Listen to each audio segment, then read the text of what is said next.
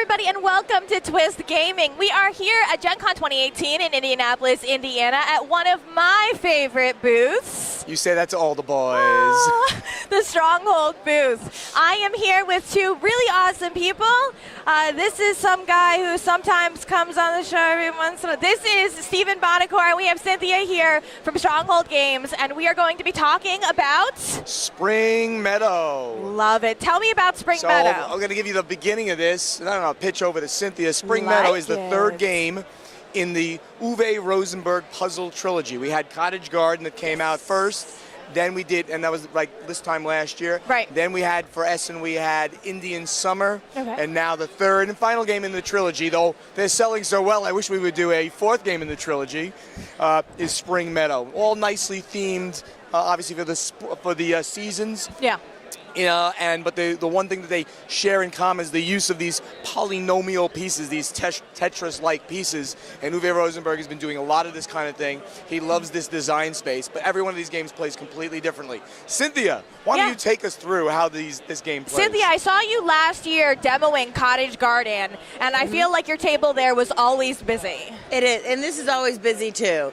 It's another great hit, and people are loving it. We threw people out of here just so we could demo this. We did. We really did. So in this game, you are taking a hike through the Alps. Okay. In the springtime. Very so the pretty. snow is melting as you go further along. Oh. Okay. And in this game, it's all about the marmot holes. You have these random marmot holes going along. Hence why we have a marmot on the table. That makes sense. So you are trying to fill in as solid of a block as you can. Now Okay. these little clumps of snow are absolutely fine. So this is what the board is looks like in the beginning, and these are the pieces that we're placing, Cynthia? Absolutely, and some of them have holes and some of them don't. Okay. Perfect. So when you can place it down where you can match two holes together, you can pick up a rock, which gives you extra coverage space on your board because you are trying to do as solid of a block as you can. Okay. Moving up, the thing you can't do is cover a marmot hole Okay. without a hole. Because, you kind of picture these as being frozen. You can't freeze them in their den. Right. So if you do cover one, it has to pop out somewhere else. There we go. So you put a marmot over top of it. Aww. So you need to be able to have that balance going there. Okay. If you manage to not cover the marmot hole and make one come out, it's bonus scoring points. And you always score all the rows that are solidly completed. Okay. Plus the first incomplete row. Okay. And any open marmot holes. Okay. And that's scoring. And if you win the scoring round, you win an Edelweiss pin. Aww. 2 Edelweiss pins wins the game. So it really is only a two wins and you got the game. So the game runs anywhere between 2 to 5 rounds. It will never go over 5 rounds. So And if it's a 2 to 5 round game, what is the play time? We call it 15 minutes per player. So 15 minutes per player? to an hour. Right, Okay. but it could be during a demo. We saw somebody. We usually play 2 rounds. One Yes. guy won the game. It wasn't a demo. He won the game. But one of the things that I love about it is because you're building up. If you start having a big chunk, you might score nothing the first round. Okay. But when you get that piece that then you're 2 or Clicks 3 in. pieces in the next round, you now have this giant block and you're in a pin the next round and you're back in position. So it's a great catch up. You don't have to feel like, oh, I lost that first round, I'm never going to catch up. Fantastic. So it's all about how you fill your board, how many holes you link together, because you get a bigger rock piece the more holes you link together. So what is this game going to give me that maybe I didn't get out of Cottage Garden or the other game in the trilogy? So they all kind of how you work your puzzle is different. Okay. So as you know, in Cottage Garden, you wanted to leave spaces open, and it was also very important how you moved your orange and blue pieces up. Did you get that extra cat because the cat could help you? Did you not get that extra cat? Did you space it well enough to get that bonus points at the end? Right. This one is all about how can you fill in a solid chunk. Okay. And Indian Summer was all about how can I get those little bonus tokens, which will let me speed through filling it as fast. So this is not filling it as fast, this is filling it solid. Right. Whereas Cottage Garden was strategically moving your pieces and so each one has a different flair and a different feeling. Cottage Garden's very light, fluffy. It's so easy. You can play that game with anybody. Really an intro. Indian Summer, the second one, was a bit heavier. Was it really a kind of a game? Oh yeah, I should probably be talking to a mic. A little more gamerly type of game. There's a lot going on. And this one, It sits kind of in the middle. Kind of in the middle on a weight scale. So we call it 10 plus, 10 to adult. So it's still approachable enough for almost anyone, but more meat on the bone than a cottage. It's right in the middle there on weight. And it's beautiful.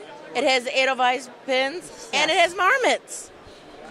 Who doesn't love a game with I will marmots? say the marmot does not come in the box. Oh, that's a What these disappointment. marmots do, these little guys do. And those are adorable as well. Good. So if I have not picked up any of the games in the trilogy, what kind of gamer is this really going to appeal to? Anybody who likes that abstract Tetris-y feel. Okay. If they don't like that Tetris-y feel, they're not going to like it. They probably won't like the line at all. Okay. But anybody who likes that, figuring out the pieces and how can I fit, they're going to love it. Fantastic. And is the game already available, Spring Meadow? It is not available. Spring Meadow will hit the street, I believe it is the end of September. That's right. The street date is, I can't remember though, exact date, but it's the end of September. Okay. We literally flew these over from Germany. The rest of the quantity is on the boat. So we had one pallet come over just for the show. Okay. And it's the second biggest selling game we have here. Prelude, of course, Terraforming Mars Prelude, the third expansion, is obviously flying out of here because Terraforming Mars is that big. But this has been doing really well. People are loving it. Awesome. So what other games does Stronghold have coming out? Any other Gen Con releases, announcements, things that are going down the line? Well, I didn't know how much you wanted to talk about. Yeah. Well, first we'll just mention, and we did Fist of Dragonstones. We did that on one of your other shows. We did it on the Origins show. We went through that. That's Fist of Dragonstones street dates on September 5th. We had a big launch party here. I was cosplaying. Yes, you can go see those things on my Twitter feed and on Facebook. We had a great time, and it's a good cosplay. Yes. Oh, yes? You want to see this one. This is not biker shorts. It's not biker shorts. Okay. Yeah, the last one that was not a good one, but that was fun. That was excellent marketing because people are still talking about it a year Barnacle and later. biker shorts.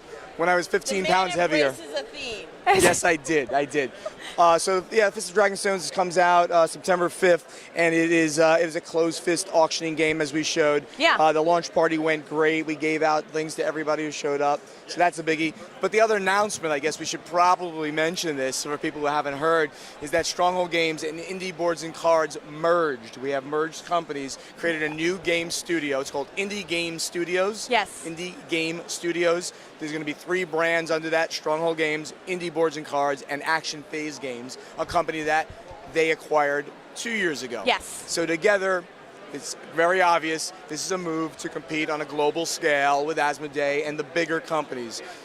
Together, we become one of the largest hobby game companies in the world. It's a great, great thing for us, for them. For the gamers. For gamers, we're going to be hiring. We're possibly going to have a European office at some point. We're working on certain things there, so things are going really well for both companies, and you're going to hear a lot more about Indie Game Studios, but maintaining those brands. I'm going to still be here managing the Stronghold Games brand, so don't worry about that. Moniker's around. Try and get him to go away. Right. So essentially for the gamers, it's not going to change much of anything other than maybe it's going to allow these 3 companies to achieve economies of scale and shared resources to produce better, more fun, interesting content. Yes, I mean bigger. We'll have even more to talk about.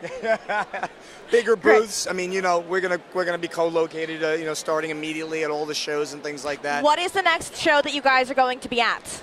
Well, the next show, we're going to be at the Alliance Trade Show. That's not a consumer thing, so that's only for retailers. Maybe some retailers watch that. We'll be at the Alliance Trade Show. I'm going to be flying out to California to present Terraforming Mars at the Mars Society's International Conference. Oh, that's so cool. A completely non-gaming event, but we were invited by Dr. Robert Zubrin, who wrote the seminal book it's called The Case for Mars, about why we need to be on Mars and why we need to be there. He invited us to come. So Jacob from Sweden, the designer, he's flying out. I'm going to be out there. We're presenting that game to people there. That is the coolest thing. Isn't that just cool? Seriously. And then after that, Essen is the next show after that. Oh, yeah, Essen. Essen and that's a huge fly show. over to the other side of the pond, so I think PAX. I think PAX. So that'll be a first time that we're really showing off the new co-brandings of everything. We'll have signage for both indie game studios there. Awesome. So their booth is literally like right behind where we are in Essen. So so we're gonna almost be able to get between the two booths. So it'll almost be like together, but we'll have signage about both companies at that time. So onward and upward, it's going to be great things. And again, I mean, I feel like so many people have heard about Stronghold games, but for those who may be new to the industry, where do I go to find out more information about Stronghold games, the upcoming releases, the exciting news? StrongholdGames.com is the best place to start.